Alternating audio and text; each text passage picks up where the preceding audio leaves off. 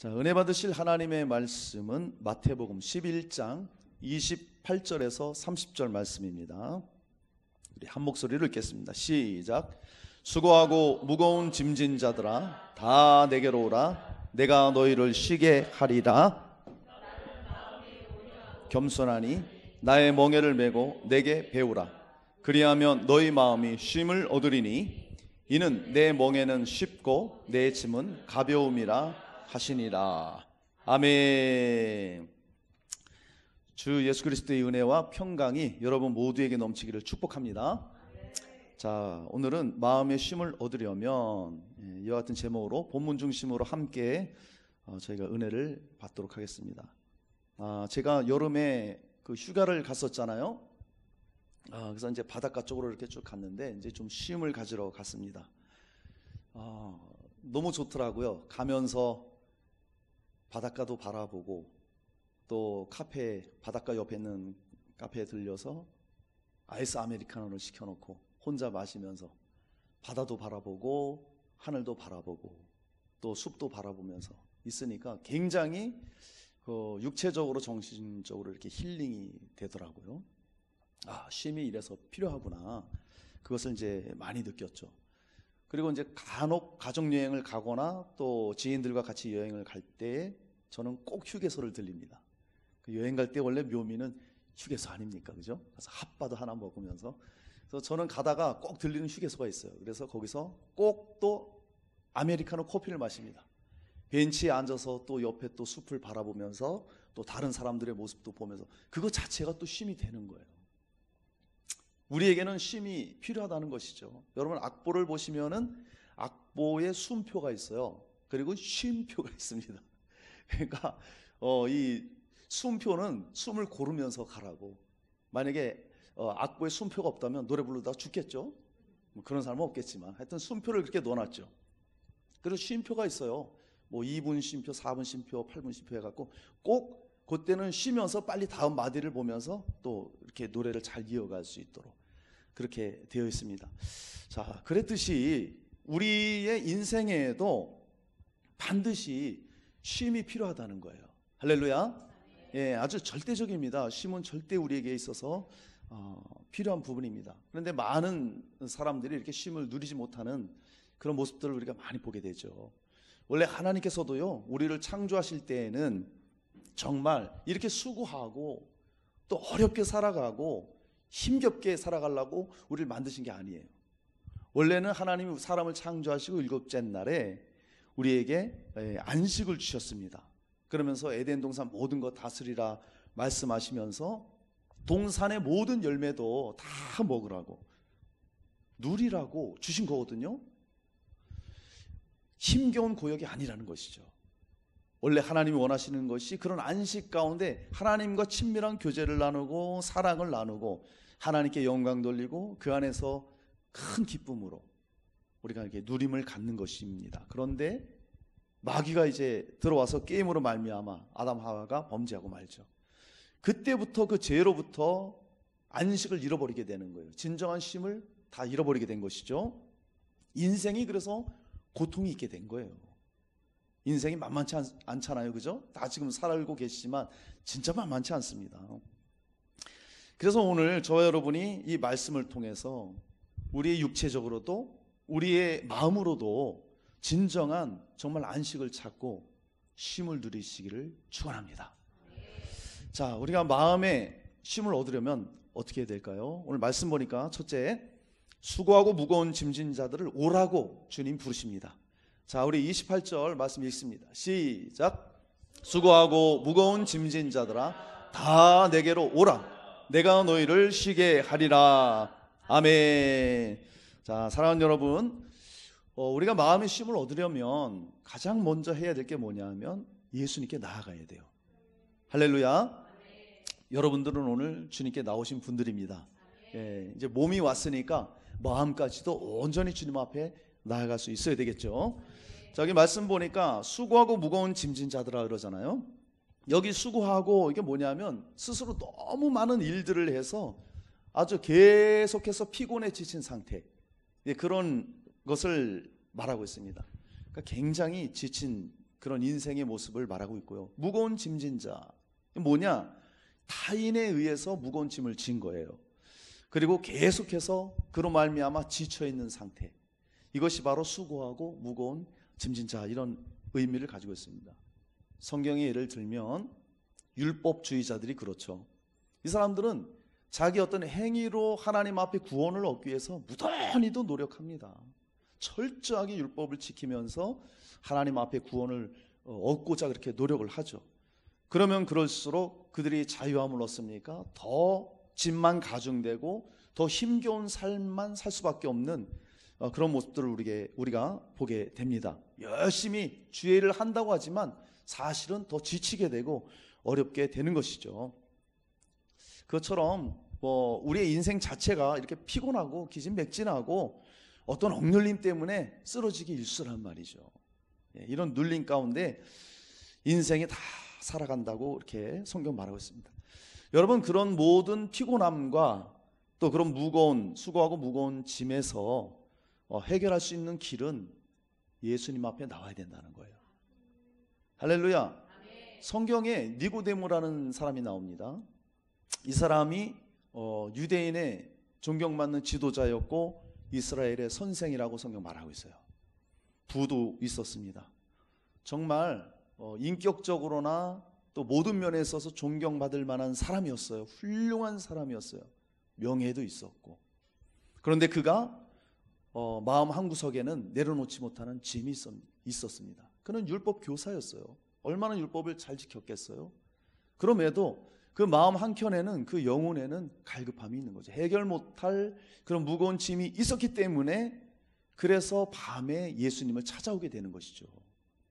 여러분, 니고데모를 보면은 정말 우리가 부러워할 만한 거 다 갖췄어요.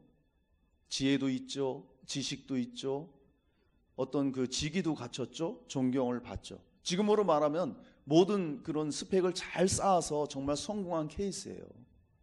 그런데 그런 것들이 우리 인생의 그 무거운 짐을, 수고하고 무거운 짐을 해결할 수 없다는 거예요. 정말 이게 문제죠. 그리고 또 성경에 보면 삭개오라는 사람 여러분 아시죠? 이 사람이 세리장입니다.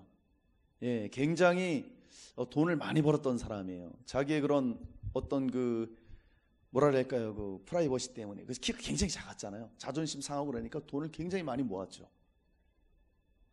가쁩니다. 먹고 사는데 지장 없어요. 남부러울 게 없는 사람이에요. 엄청난 부자죠. 그런데 그 마음의 그 고독함과 그 허무함과 왠지 모를 그 짐을 해결할 수가 없는 거예요. 그러니까 예수님 오신다는 소식 듣고 막 나무 위에 올라가면서까지 예수님을 막 이렇게 기다리잖아요. 막 간절히 찾잖아요. 여러분, 그래요. 물질이 돈 많다고요 우리 인생이 해결됩니까? 절대 그렇지 않습니다. 절대 그렇지 않아요. 그 마음의 짐은, 그 마음의 그 고독은, 허무함은 절대로 해결할 수 없는 것이죠. 또 성경 보면 가늠하다 잡힌 여인이 있어요. 이 사람은 타인에 의해서 예수님 앞에 나오게 됐죠. 어쨌든 예수님 앞에 나와서 그 무거운 짐을 내려놓게 됩니다. 사람들은 다 돌둑을 죽이려고 했어요. 예수님 앞에서 그 짐을 내려놓게 되죠. 사마리아 여인은 남편이 5이나 됐어요. 그러면 그 삶이 얼마나 기구했겠어요. 말 안 해도 그 감이 오잖아요. 자, 보세요. 이런 사람들이 쾌락을 따라가고 또 지금으로 보면 향락을 따라가고 뭔가 다른 것을 좀 찾아보고 하더라도 그 인생의 짐을 해결하지 못한다는 거예요. 오히려 그 짐만 자꾸 가중시키는 거죠. 더 그것을 벗어내려고 하면 할수록 더 오히려 짐이 자꾸 나한테는 쌓이는 거예요. 그게 인생이라는 거죠. 여러분, 이런 모든 짐 가운데서 쉼을 얻는 길은 오직 예수님 앞에 나오는 길밖에는 없습니다. 할렐루야. 그래서 우리가 주님 앞에 나와야 되는 거예요. 예배드리러 나오고 또 말씀을 통해 주님을 만나고 항상 주님 앞에 나와야만 그 문제를 해결받을 수 있다는 것이죠. 예수님도 우리에게 친히 수고하고 무거운 짐진 자들아 나에게로 오라고 그렇게 말씀하고 계시죠. 왜 우리가 예수 그리스도께로 와야 되겠습니까? 참 안식은 오직 예수님만 주시기 때문에. 할렐루야. 이걸 아셔야 돼요. 어떤 고통과 절망적인 환경과 또 그로 인한 무기력함, 또 이런 힘든 삶들로 인해서 정말 포기하고 싶을 때 주님께 나와야 됩니다. 그런데 우리 주님 앞에 나올 때는요, 어떤 조건도 필요 없어요. 아무런 조건도 필요 없습니다.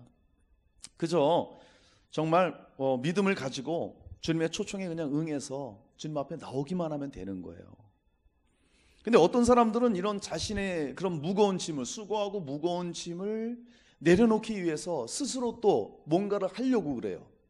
예를 들자면 내가 뭔가 주님 앞에 뭔가 좀 경건한 삶을 살아야 이런 짐들이 좀 놓여지지 않을까, 뭐 이렇게 생각하는 사람이 있어요. 또 어떤 사람들은 그래, 내가 뭔가 긍정적으로 생각하고 좀 적극적인 그런 마음으로, 그런 마인드로 내가 좀 살아가야 되겠다, 그러면 내 인생에 뭔가 변화가 있겠지, 이런 사람들도 있어요.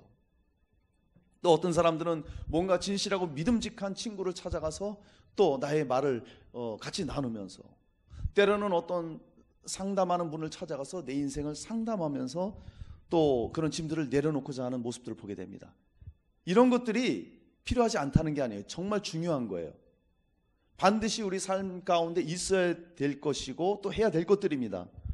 그런데 수고하고 무거운 짐을, 그런 것들이 없애주지 못한다는 거예요.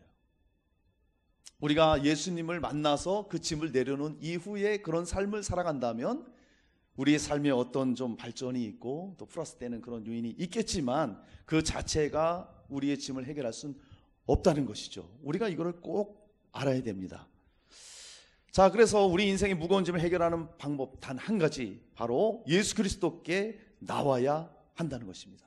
그 주님이 나오라고 하신 이유는 뭐예요? 내가 해결해 주겠다, 그 짐을 내가 다 지어 주겠다, 그런 약속으로 우리를 청하는 것입니다.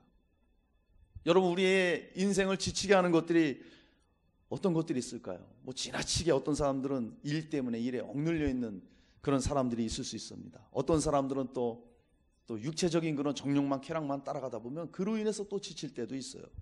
죄책감으로 또 돈에 대한, 물질에 대한 열망을 쫓아가다가 지치는 사람들 많이 있습니다.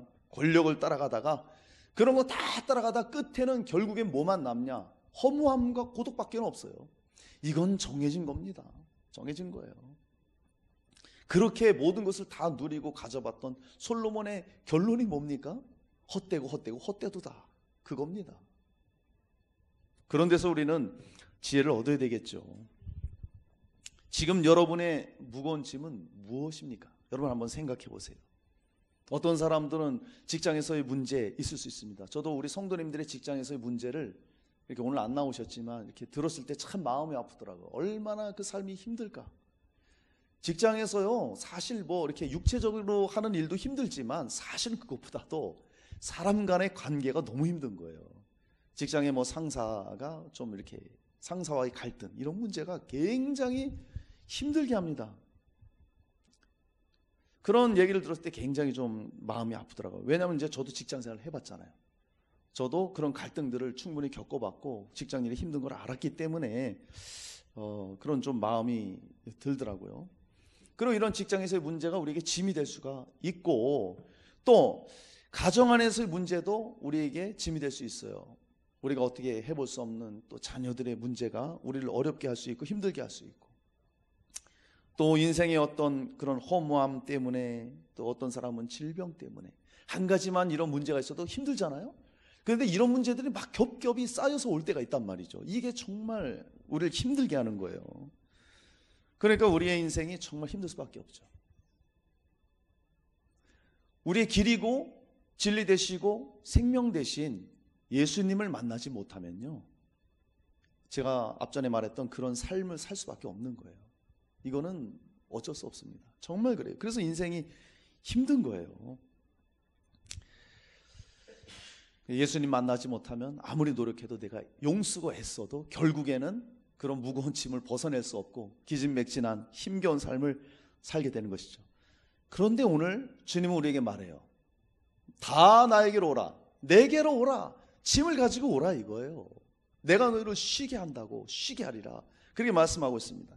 이사야서 1장 18절 말씀에 여호와께서 말씀하시되, 오라, 우리가 서로 변론하자, 너희의 죄가 주홍 같을지라도 눈과 같이 희어질 것이요 진홍같이 붉을지라도 양털같이 희게 되리라. 할렐루야.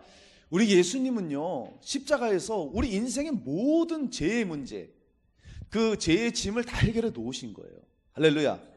다 이루어 놓으시고 말씀하시기를 내게로 오면 돼. 인생의 짐을 가지고 오면 돼. 내가 지어줄게. 할렐루야. 그렇게 약속하시고 우리를 그렇게 초청하시는 거예요. 여러분들은 그 초청에 응하신 분들이고, 그래서 우리는 그 예수님의 초청을 다른 사람들에게 또 전하는 것이고, 주님 앞에 나와서 그 무거운 짐을 벗으라고 전하는 것이죠. 이사야서 55장 1절. 오호라 너희 모든 목마른 자들아 물로 나오라. 돈 없는 자도 오라. 너희는 와서 사 먹되 돈 없이 값없이 와서 포도주와 젖을 사라. 그렇게 말씀합니다. 주님이 쉽게 말하면 공짜로 준다는 거예요. 공짜. 세상에 공짜가 어디 있습니까? 다 대가를 지불해야 되고 그것에 맞는 어떤 돈을 지불해야 됩니다. 그래 그걸 얻을 수 있죠. 우리 주님은요, 모든 걸 이루어 놓으시고요, 십자가에서 모든 걸 이루어 놓으시고 우리에게 오라고, 값없이 사라고, 포도주와 젖을 주겠노라고, 안식을 주고 풍성한 삶을 우리에게 약속하셨어요. 그 믿음을 가지고 예수께 나아가면 정말 모든 짐으로부터 우리는 자유롭게 됩니다. 할렐루야. 할렐루야. 이게 얼마나 큰 은혜인지 몰라요. 그러니까 오늘 내게로 오라, 주님이 그렇게 말씀하시잖아요. 주님의 음성으로 들으시길 축복합니다. 들으셨으면 그 부르심의 응답을 우리가 해야 돼요. 응해야 되는 거예요. 그것은 무엇입니까? 진정으로 예수님을 찾는 거예요. 진정으로. 나의 죄를 위해서 십자가에 죽으시고 부활하신 그분을 구세주로, 내 마음의 주인으로 정말 모시는 거예요. 그리고 나아가 보세요. 인생의 모든 무거운 짐이 싹 놓여지게 되는 거예요. 저도 젊을 때 방황 많이 했다고 말씀드렸잖아요. 짐을 해결할 수 없어요. 저도 빨리 그런 인생의 문제가 고민이 왔기 때문에 이렇게 살면 뭐하나 막 이런 문제 때문에 고민 많이 했어요. 그러니까 술을 많이 마셨죠. 예. 술 엄청 마셨죠. 그러면 뭔가 그런 것들을 내려놓을 수 있고 잊을 수 있으니까, 그럼 먹을 때는 잠깐 있죠. 그냥 세상 즐거움이 있고 친구들과 즐거움이 있고, 먹고 나면 늘 제가 말씀드렸잖아요. 집에서 누우면은요, 새벽에 들어와서 천정 보면 너무 허무해요. 그 허무함을 달랠 길이 없어요. 정말 힘들더라고요. 안 좋은 생각도 하고 그랬었는데, 그때 예수님 앞에 나온 거예요. 그때 막 교회를 나오려고 하는데 이 마귀가 얼마나 방해를 하는지 제가 6개월 동안 교회를 못 나갔어요. 교회 나가야지. 옛날에 친구들하고 교회 나갔던 생각이 있어갖고 그때 그래도 너무 행복했는데 교회 나가야지. 주일날 나가려고 하면 그렇게 발목을 잡는 거예요. 그래서 제가 6개월 동안 교회를 못 나갔어요. 근데 어느 날 진짜 힘겹게 발을 옮겨서 교회를 나갔습니다. 그때 교회에 나가서 말씀을 듣는데요, 정말 말씀이 막 꿀송이처럼 막 들어오는 거예요. 그때 예수님 만났죠. 은혜를 받은 거예요. 그때 이후로 지금까지 한 번도 주의를 어기지 않고 주님 앞에 이렇게 계속 만남을 가지고 있는 것이죠. 거기서 나의 모든 짐이 다 해결된 거예요. 내 삶이 왜 이렇게 힘들었던가 돌아보니까 일단은 죄 문제예요. 내가 죄를 지고 있었으니까, 죄 문제 해결 안 받으니까 그 짐을 지고 살아가니 이게 힘들 수밖에 없었죠. 예수님 앞에 나왔더니 주님이 날 위해 죽으시고 부활하셨대요. 그걸 믿는 순간 얼마나 자유함이 찾아오는지, 그때부터 진정한 마음의 쉼이 왔다는 거예요. 여러분, 정말 여러분 진정한 쉼을 얻기 위해서는요, 예수님 앞에 나와야 됩니다. 할렐루야. 예, 물론 예수님 앞에 나왔지만 정말 진심으로 예수님 앞에 나온다는 건 내 인생을 맡긴다는 거예요. 모든 것을 주님께 다 맡긴다는 거예요. 그럴 때에 주님이 우리의 짐을 걷어주시고 우리에게 쉼을 주시는 것입니다. 예수님 앞에 진정으로 나아가서 주님이 공급하시는 이런 놀라운 쉼을 다 누리시기를 축복합니다. 자, 마음의 쉼을 얻으려면 어떻게 해야 될까요? 두 번째입니다. 예수님이 나의 멍에를 메라 이렇게 말씀하셔요. 자, 우리 29절 30절 말씀 읽습니다. 시작. 나는 마음이 온유하고 겸손하니 나의 멍에를 메고 내게 배우라. 이는 내 멍에는 쉽고 내 짐은 가벼움이라 하시니라. 아멘. 자, 사랑하는 여러분, 우리가 마음의 쉼을 얻으려면 십자가를 져야 됩니다. 여러분은 십자가 하면 무슨 생각이 납니까? 어떤 사람 그래. 우리 시어머니가 십자가래. 이런 사람도 있어.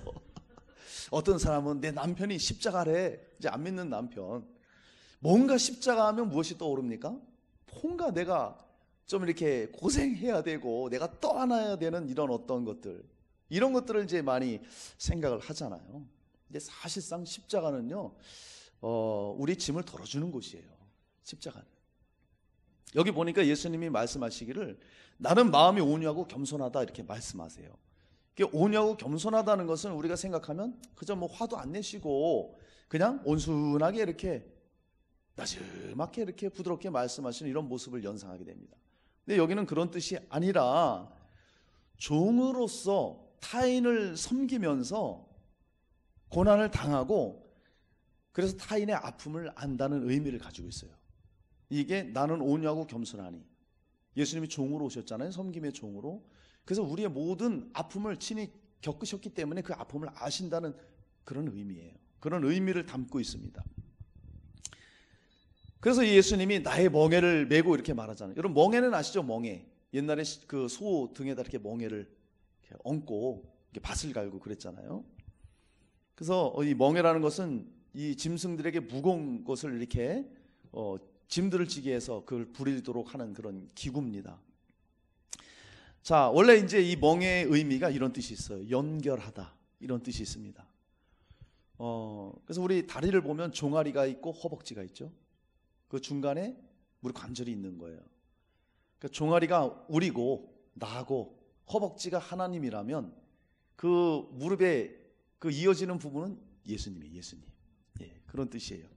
그래서 그렇게 예수님으로 인해서 서로 연결되는 거죠. 하나님과. 그 멍에가 그런 의미를 가지고 있는 거예요. 만약에 그 종아리와 허벅지 사이에 관절이 없다 생각해 보세요. 관절에 문제가 생겨 보세요. 이게 제대로 걷질 못하잖아요. 활동을 못하잖아요. 그러니까 예수님 앞에 나오지 않으면 우리 인생이 제대로 온전한 삶을 살 수 없다는 거예요. 자, 이스라엘에서 멍에는 항상 두 마리가 그렇게 멍에를 지게 됩니다. 그러니까 처음에 이제 이 어린 소에게는 멍에를 메울 때 아주 오래도록 멍에를 메고 밭을 갈던 일을 하던 그 어른 소와 함께 멍에를 메줘요. 그러면 이 어른 소는 능숙하죠. 아주 밭을 메는데 그러면 이 어린 소가 같이 멍에를 메고 그걸 배워가는 거예요. 그러면서 나중에는 이 어린 소도 자연스럽게 일을 잘 배울 수 있는 그런 역할을 하는 거예요. 그러니까 예수님이 말씀하신 나의 멍에를 메라. 예수님이 그런 것들을 다 생각하시고 그 문화니까 그렇게 말씀하신 거예요. 우리 스스로 우리의 삶을 살아가면 우리 헤맬 수밖에 없어요. 지칠 수밖에 없어요. 허둥지둥하다가 정말 무너질 수밖에 없는 그런 삶이죠. 근데 우리를 부르셔서 내 멍에를 메라. 뭐예요? 예수님이 같이 메주신다는 거예요. 멍에를. 할렐루야. 그래서 예수님이 그 멍에가 쉽고 가볍다고 그렇게 예수님이 말씀하신 거죠. 나 혼자 지고 가면 무거운데 함께 지면 짐이 가벼워진다. 그리고 쉽고 마음의 진정한 안식을 누릴 수 있다. 그래서 예수님이 나의 멍에를 메라 그렇게 말씀하신 거예요. 예수님과 하나 돼야 된다는 것이죠. 그래야 우리 인생의 모든 짐이 벗어지고 정말 참 안식을 우리가 얻을 수가 있는 것이죠. 여러분 정말 우리 인생의 괴로움과 또 그렇게 그 인생을 살다가 결국엔 사망하게 되고 나중엔 지옥 갈 수밖에 없는 우리 인생이잖아요. 그런 질고를 극복할 수 있는 유일한 길이 뭐냐? 바로 십자가를 지는 것입니다. 할렐루야. 그리스도의 멍에를 메고 배워야 된다고 말하고 있습니다. 우리가 이 땅에 살아갈 동안은 주님은요 우리 멍에를 벗겨내지를 않으세요. 우리가 반드시 지고 가야 될 그런 짐들이 있어요. 짐을 다 벗겨주시는 게 아니에요. 함께 져야 되겠죠. 누가복음 9장 23절에 예수님이 이렇게 말씀하세요. 또 무리에게 이르시되 아무든지 나를 따라 오려거든 자기를 부인하고 날마다 제 십자가를 지고 나를 따를 것이니라. 이게 뭡니까? 자기를 부인하래요. 이전에 내가 주인 되어서 내 뜻대로 내가 계획한 대로 내 인생을 내 스스로 살아왔다면 그것을 이제 내려놓으라는 거예요. 자기를 부인한다는 거예요. 그리고 자기 십자가를 지고 따르라. 정말 주님을 주인으로 모시고 사명의 십자가, 주님께서 우리에게 맡겨주신 그 모든 짐을 지고 따르라 말씀하고 있는 거예요. 그러니까 저와 여러분이 예수님을 따를 때는 빈몸을 가지고 따르는 게 아니라는 거예요. 이걸 아셔야 됩니다. 내가 지고 가야 할 십자가, 지고 가야 될 짐들이 있다는 것이죠. 그것을 가지고 따라가야 되는 거예요. 그래서 바울도 갈라디아서 6장 5절에 각각 자기의 짐을 지고 가라 그렇게 말씀하고 있어요. 자, 그러면 우리가 지고 가야 할 짐, 또 주님께 맡겨야 할 짐들이 있다는 것이죠. 우리가 지고 가야 될 짐은 무엇입니까? 이거는 하나님이 우리에게 맡겨주신 거. 이건 우리가 지고 가야 돼요. 가정에서는 가장으로서의 짐을 지고 가야 됩니다. 그러니까 모든 그 아버지들은 그 가정에 대한 가장으로서의 책임감이 있습니다. 그래서 나가서 일 열심히 하잖아요. 그 가정을 잘 이끌어가기 위해서. 이런 그런 책임감의 무게는 다 가지고 가야 돼요. 또 부모로서의 그런 짐은 우리가 가지고 가야 되겠죠. 자녀를 잘 양육해야 되고 그런 또 책임감이 있기 때문에 잘 지고 가야 되고, 여러분 또 직장 생활하는 분들은 직장에서 나에게 맡겨진 직책이 있어요.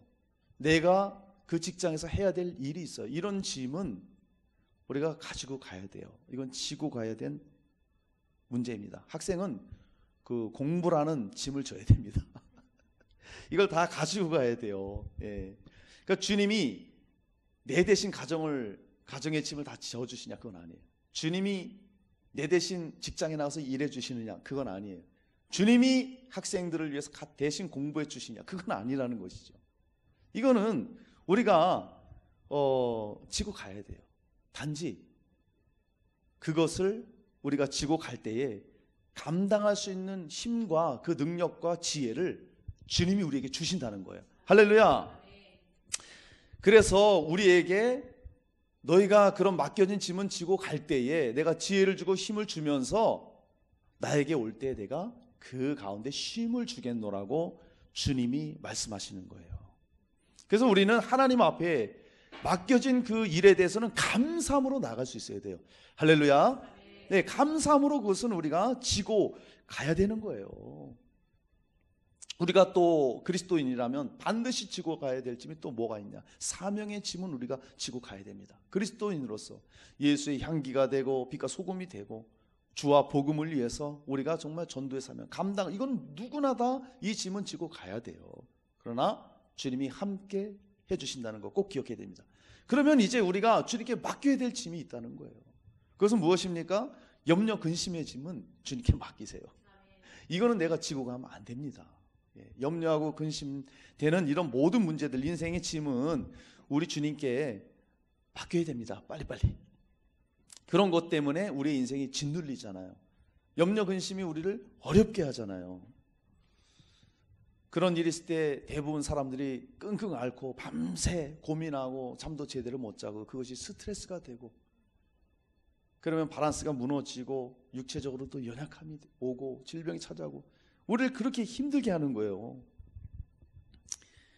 예수님이 말씀하십니다. 그렇게 고민하지 말아라. 마태복음 6장에 그러잖아요. 너희가 염려함으로 그 키를 한 자나 자랄 수 있게 할 수 있겠느냐? 그래 말하잖아요. 염려한다고 키가 자랄 수 있느냐? 그래서 그 염려 근심의 짐은 우리가 지고 가야 될 게 아니라 주님께 반드시 맡겨야 되는 것입니다. 베드로전서 5장 7절에 너희 염려를 주께 맡기라. 그가 너희를 돌보심이라. 할렐루야. 주님께 맡기는 거예요. 염려의 짐, 근심의 짐, 그런 것들을 주님 앞에 다 맡기시기 바랍니다. 무엇을 염려하고 계십니까? 여러분을 짓누르고 있는 근심이 뭐냐 이거예요. 그것이 무엇이든 주님 앞에 내려놓으라는 거예요. 이 시간 다 내려놓고 오늘 홀가분하게 돌아가시기를 축복합니다. 다 내려놓으셔야 돼요. 예수님의 짐은 쉽고 그의 멍에는 가볍다. 주님이 말씀하십니다. 예수님이 실제 말씀하시잖아요. 내 짐은 내 멍에는 쉽고 가볍다고 그렇게 말씀하십니다. 십자가는요, 우리가 정말 우리에게 절대적으로 필요합니다. 주님의 멍에가 왜 가볍냐? 죄악의 짐, 모든 저주의 짐, 질병의 짐, 주님이 다 해결해 놓으셨어요. 할렐루야. 그게 십자가예요. 우리의 가난과 그 고통과 모든 저주를 주님이 다 담당하셨어요. 다 해결해 놓으셨어요. 그 고통을 친히 주님이 육신을 입고 다 겪으셨기 때문에 우리의 모든 인생의 어려움을 주님은 아세요. 과부의 심정은 과부가 아는 거예요. 맞지 않습니까? 그것처럼 예수님이 친히 육체를 입고 이 땅에 오셔서 우리의 모든 인생고를 실제로 겪으셨어요. 그러니까 우리를 아시는 거예요. 인생을 아시는 거예요. 그래서 그 짐 문제를 해결해 주시고 오라고, 무거운 짐, 수고하고 무거운 짐진 자들 오라고, 염려 근심에 짐진 자들 오라고 주님은 초청하시는 거예요. 할렐루야.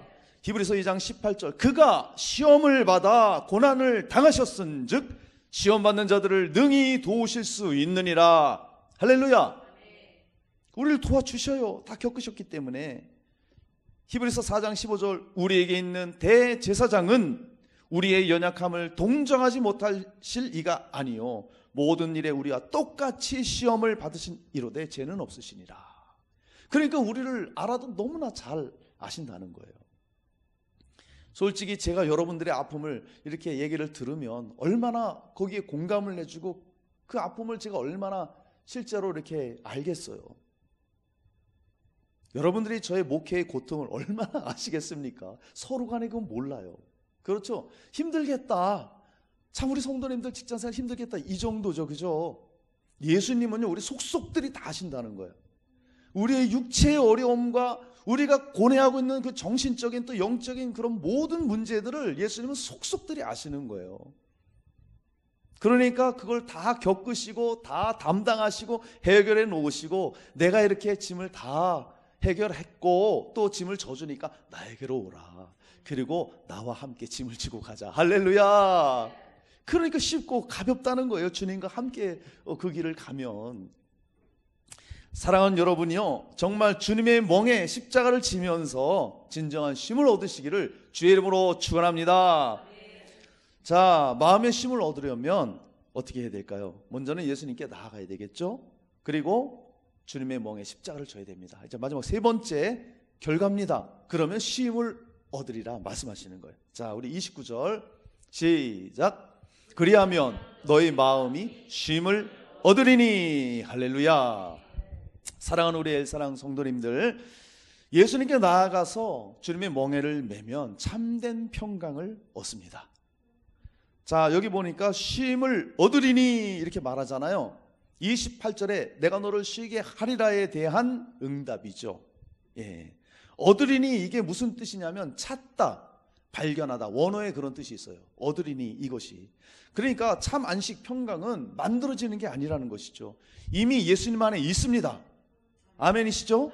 그분이 주리라 한 그 약속을 우리가 예수님 앞에 나와서 발견하는 거예요. 이미 예수님 안에는 안식이 있어요. 평강이 있어요. 할렐루야. 예레미야 6장 16절에 하나님이 그 유다 백성들이 이렇게 말씀하세요. 너희는 길에 서서 보며 옛적 길 곧 선한 길이 어디인지 알아보고 그리로 행하라. 그렇게 말씀하시면서 그러면 너희 심령이 평강을 얻으리라 말씀하고 있습니다. 여러분, 예수님의 멍에는요 율법적인 그런 짐만 더 가중시키는 그런 무거운 짐이 아니라 정말 참된 안식을 가져다 줍니다. 진짜 평강을 여러분에게 가져다 주는 거예요. 그러니까 쉽고 가볍다는 거예요. 그래서 쉼을 얻는 것입니다. 할렐루야. 여러분, 진정한 평강을 어디서 얻을 수 있나요? 세상 그 어떤 곳에서도 진짜 평강은요 얻지 못해요. 이건 정말 정답입니다. 정답. 오직 예수님만이 우리에게 진정한 평강을 주신다는 거예요. 예수님은 평강의 왕이십니다. 할렐루야. 이사야서 9장 6절에도 이는 한 아기가 우리에게 낳는데 기묘자 모사라 평강의 왕이라. 할렐루야. 평강의 왕이라. 아예 평강의 왕으로 올 것을 예언했고요, 이사야 선지자가. 그 다음에 예레미야 29장 11절에도 여호와의 말씀이니라 너희를 향한 나의 생각을 내가 하나니 평안이요 재앙이 아니니라. 너희에게 미래와 희망을 주는 것이니라. 주님은요, 하나님은요 우리에게 항상 평강 주기를 원하세요. 예수님이 이 땅에 오셨을 때 하늘에는 영광이요 땅에서는 기뻐하심 입은 사람들 중에 평화로다. 평화로다. 주님은 평강의 왕으로 오셨습니다. 할렐루야! 평강의 왕으로 오셨어요.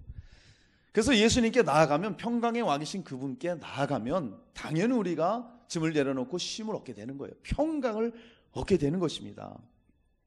예전에 제가 한 TV 그 프로그램에서 했던 그 조사를 본 적이 있습니다. 우리나라에서 특히 서울에서 그 행복도를 조사를 했는데, 많은 사람들이 행복하게 살기 위해서는 돈이 필요하다 이렇게 응답한 사람들이 40.6%, 절반 가까운 사람들이 다 돈이 필요하다 이렇게 얘기한 거예요. 그리고 그 응답자 중에 그럼 얼마가 필요하냐 그랬더니 10억에서 50억 있어야 내가 좀 평안하게 살 것 같다, 그렇게 생각을 했습니다.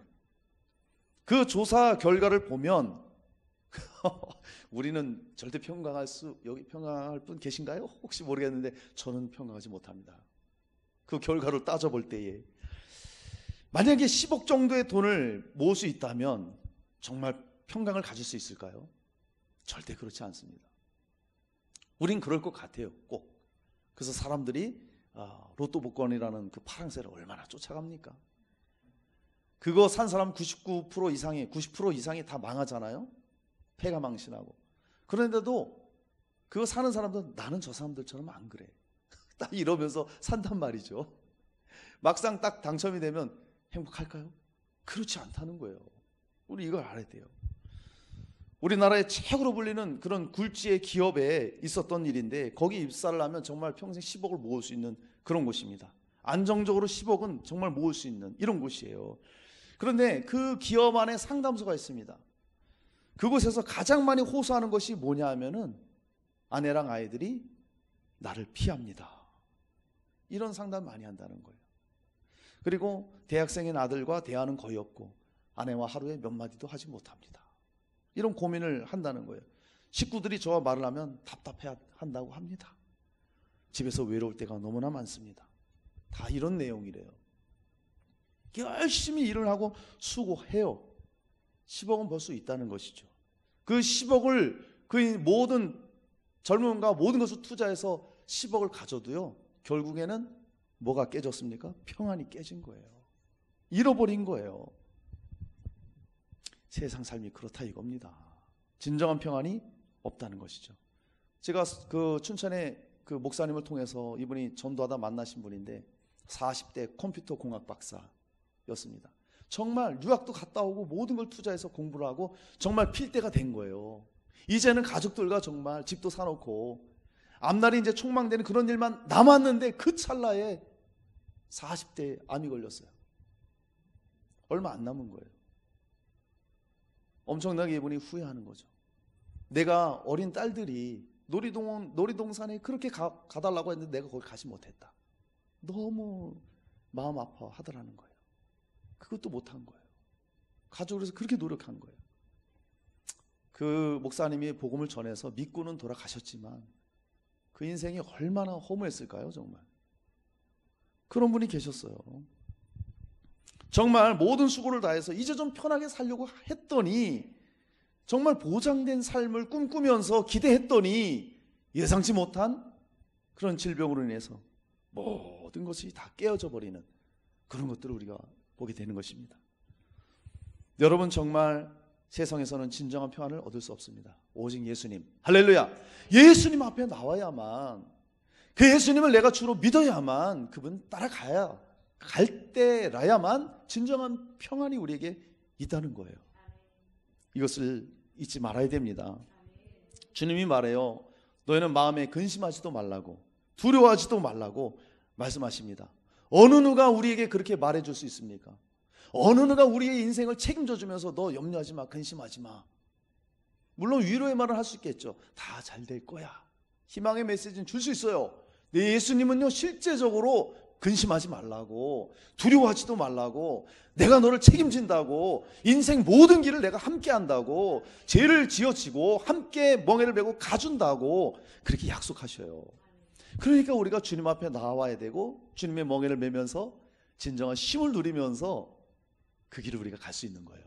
할렐루야, 할렐루야. 얼마나 감사합니까? 그러니까 우리의 모든 염려, 근심의 짐을 주님께 맡기시기 바랍니다. 그것이 어떤 것이든 이 시간에 주님께 맡기세요. 그럼 주님께 어떻게 맡겨요? 우리가 내 짐을 어떻게 맡깁니까? 기도하라는 거예요. 빌립보서 4장 6, 7절에 말하잖아요. 아무것도 염려하지 말고 오직 모든 일에 기도와 간구로 하나님 앞에 감사함으로 아뢰라고 말하잖아요. 그리하면 모든 지각에 뛰어난 하나님의 평강이 그리스도 예수 안에서 너희 마음과 생각을 지키시리라. 할렐루야. 여러분, 염려 근심을 기도로 바꾸시기 바랍니다. 염려 근심을 빨리 그 예수님의 환전소로 가서 기도로 바꾸세요. 주님이 짐을 맡아 주시고 우리의 인생을 책임져 주십니다. 할렐루야. 여러분이요, 우리는 육체의 쉼이 반드시 필요합니다. 그래서 우리가 쉼을 갖잖아요. 많은 사람들이 그래서 일주일 일하고 떠나는 거예요. 쉼을 갖기 위해서. 힐링이 되잖아요. 그보다도 더 필요한 게 마음의 쉼이에요. 마음의 쉼. 정말 이 마음의 쉼을, 마음의 평강을 우리가 얻어야 됩니다. 진짜 우리에게 필요한 것이 그것입니다. 그런데 이 마음의 평강, 쉼은 이 세상에서 그 어떤 것으로도 얻을 수 없다는 거예요. 오직 예수님 안에 그 평강이 있습니다. 할렐루야. 사랑하는 여러분, 말씀을 정리하겠습니다. 오늘 마음의 쉼을 얻으려면 우리가 어떻게 해야 될까 말씀 전했어요. 예수님 앞에 나오시기 바랍니다. 진짜 나오시기 바랍니다. 그리고요, 주님의 십자가를 지시기 바랍니다. 주님이 함께 져 주셔야 함께. 그러면 평강을 얻습니다. 참된 안식을 우리가 얻게 되는 것이죠. 사랑하는 우리 애사랑 성도님들이 오늘 말씀처럼 주님께 나아가 십자가를 함께 지면서 참된 안식과 평강을 누리시는 복된 삶이 되기를 주의 이름으로 축원합니다. 아멘.